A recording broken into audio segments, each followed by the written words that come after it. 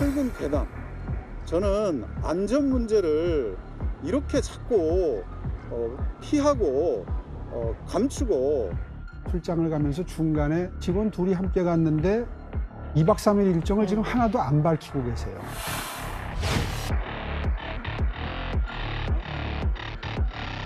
박형준 후보님의 사모님이 운영하시는 파랑만 매출이 무려 4배가 뛰었습니다. 까르띠에 받았다 안 받았다 시민들에게 정직하게 답변을 하셔야 돼요. 전재수 후보의 보좌관이 기소가 됐습니다.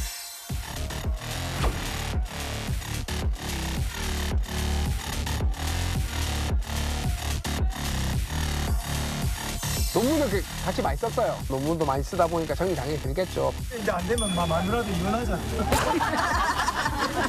면목도 그러겠네. 뭐 파랑이 첫 번째는 어떻고 두 번째는 어떻습니까?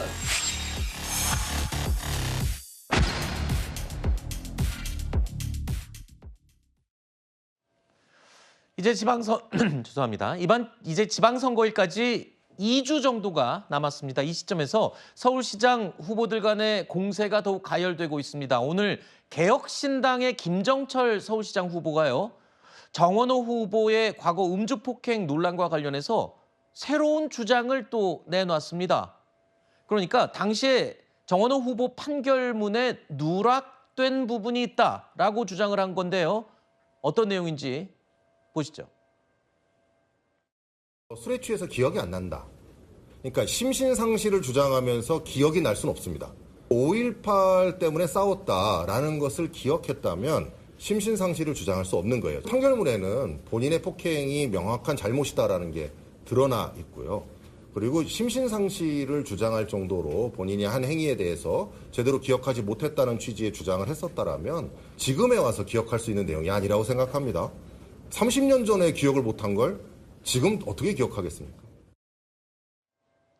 여러분도 아시다시피 정원호 후보는 당시에 정치적인 견해차로 다툼이 벌어졌다. 즉 5.18 민주화 운동과 관련해서 언쟁이 벌어졌고 그래서 싸움이 났다라고 지금까지 주장을 해왔습니다. 판결문에도 그렇게 판시가 돼 있다 이렇게 주장을 해왔죠.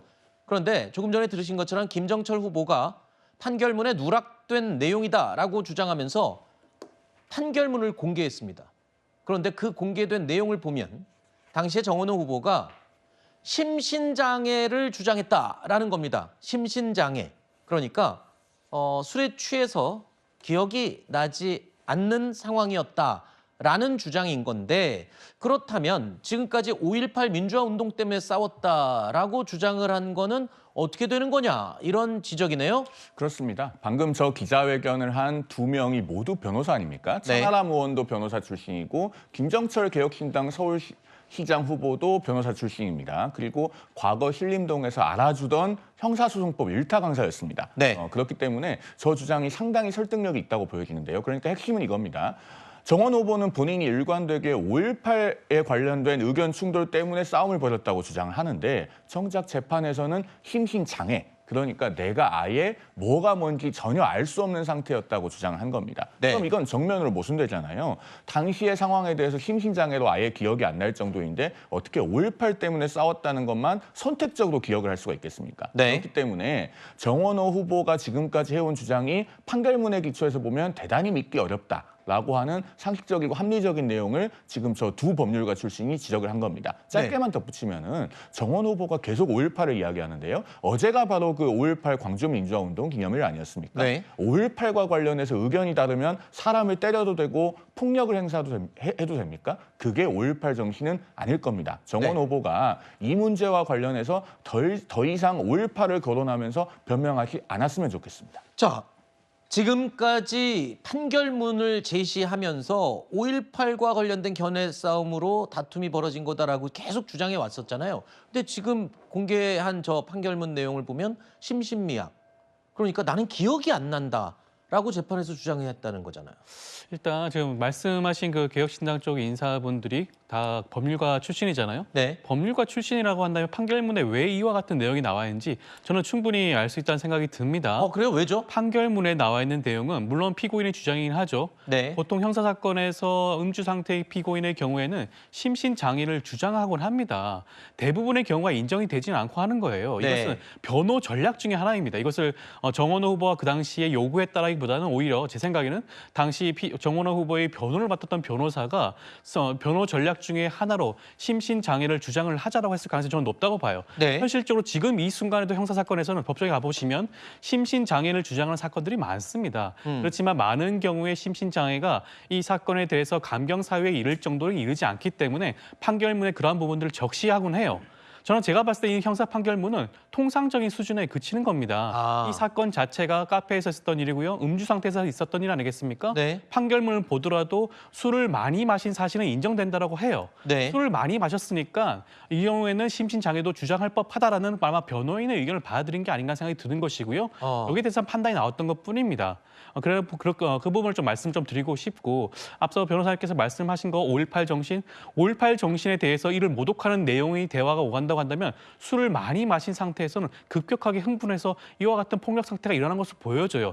여기에 대해서는 정원호 후보가 31년 전부터 이 부분에 대해서 사과와 용서를 구하고 있는 겁니다. 네. 그리고 수차례의 선거를 통해서 성동 국민들로부터 판단을 받은 사안이기도 하죠. 네. 이제 와서 이 부분을 계속해서 반복적으로 주장하는 것은 흑색 선전에 라고 말씀드릴 수밖에 없을 것 같습니다. 한 가지만 더 말씀드리면 저게 30년이 넘은 일 아닙니까? 네. 1995년에 발생한 사건이고 판결은 1996년에 나왔는데 우리나라 법원이 이른바 주치감경, 그러니까 술을 많이 먹어서 심신미약 상태에 있었다고 하는 주장을 거의 받아들이지 않게 된 것은 한 10년 안쪽입니다. 네. 저 시대에는 주치감경 주장을 하면은 굉장히 널리 받아줬어요. 네. 그랬는데 최근에는 오히려 법관이 심신미약을 그 술을 많이 마셨다는 이유로 인정을 해서 감경해주면 신문에 납니다. 그렇죠. 그 정도의 상황이 됐기 때문에 저걸 시대 보정을 해보면 오히려 정원 후보의 당시 죄질이 얼마나 불량하다고 보았는가. 네. 그걸 우리가 추론할 수 있는 거예요. 그러니까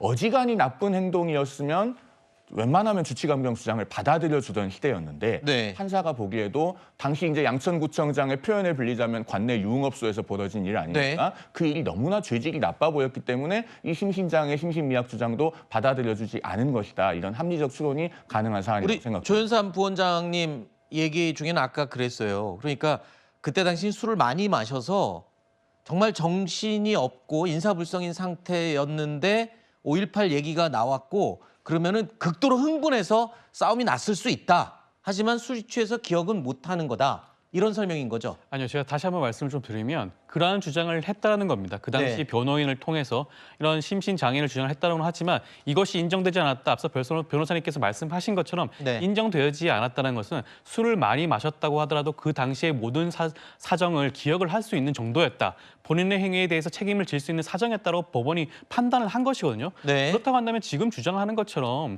정원호 후보가 그 당시에 그런 5.18 관련된 그런 언쟁을 통해서 폭력이 발생했다는 부분에 대해서 기억을 하지 못한다는 주장 자체가 성립이 되지 않는 겁니다. 판결문 자체에서도 그런 심신장애 주장이 인정되지 않았다는 것은 그 당시 상황을 정원호 후보가 어찌됐건 법적인 판단과 책임을 질 정도로는 기억을 하고 있다라고 판단한 것이니까 어떻게 보면 앞뒤 말이 다르지 않다라는 말씀을 드리는 겁니다. 알겠습니다. 그럼 하나 더.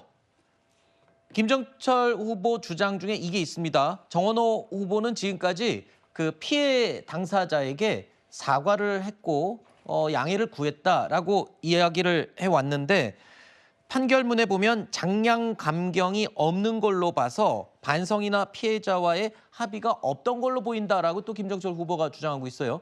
장량 감경이 뭐예요? 쉽게 말하면 정상 참작을 해서 판사가 법정형에 비해서 더 많이 형을 깎아주는 걸 이야기합니다. 그런데 그 양형을 어떻게 정했는지에 관해서 그 장량 감경에 관한 언급이 전혀 없다는 것이 지금 김정철 후보의 지적이지요. 그리고 판결문을 끝까지 확인했을 것이기 때문에 피해자와 합의해서 용서받았다는 내용이 없다는 것도 확인했을 겁니다.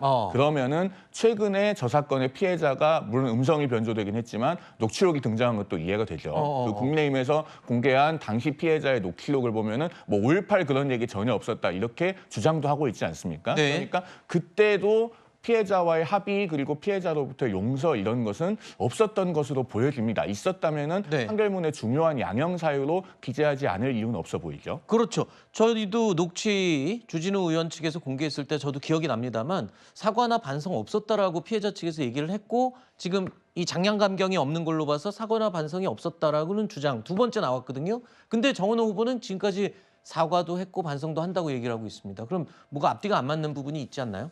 해당 내용에 대해서 사실관계를 좀 확인을 해야 될 것으로 보여집니다. 실제로 1심 선고 이전까지 피해자로부터 용서받았다고 한다면, 사과를 받았다고 한다면 그 부분이 판결문에 적시되곤 합니다. 그런 것들이 양형 사정에 감안되곤 하기 때문에 그러한 내용이 판결문에 적시가 되지 않았다라는 그런 지적에 대해서는 일정 부분 좀 의문이 드는 부분도 있을 수가 있어요. 그 당시까지는 아직까지 피해자로부터 용서를 받지 못했다라는 그런 부분이 있을 수는 있습니다. 그렇지만 한번 정원호 후보자가 당사자로부터 사과하고 용서받았다는 시점이 판결 선고 이후일 수도 있는 겁니다. 아, 판결이 다 난 이후에 사과를 그렇죠. 했을 수 그 있다? 당시까지는 여기에 대해서 여러 가지 다툼이 있었을 수도 있는 것이고요. 네. 이것이 5.18 정신과 관련된 그런 여러 가지 분쟁 아니겠습니까? 당도 달랐어요. 그렇다고 한다면 1심 선고 나기 전까지는 피해자들로부터 제대로 된 그런 합의, 형사 합의라든가 용서가 절차가 진행이 되지 않았을 수도 있는 겁니다. 저는 알겠습니다. 일반적인 형사사건의 경우에 비춰봐더라도 특별한 경우는 아니지 않나라는 말씀을 좀 드리고 싶습니다. 알겠습니다. 법원의 판결이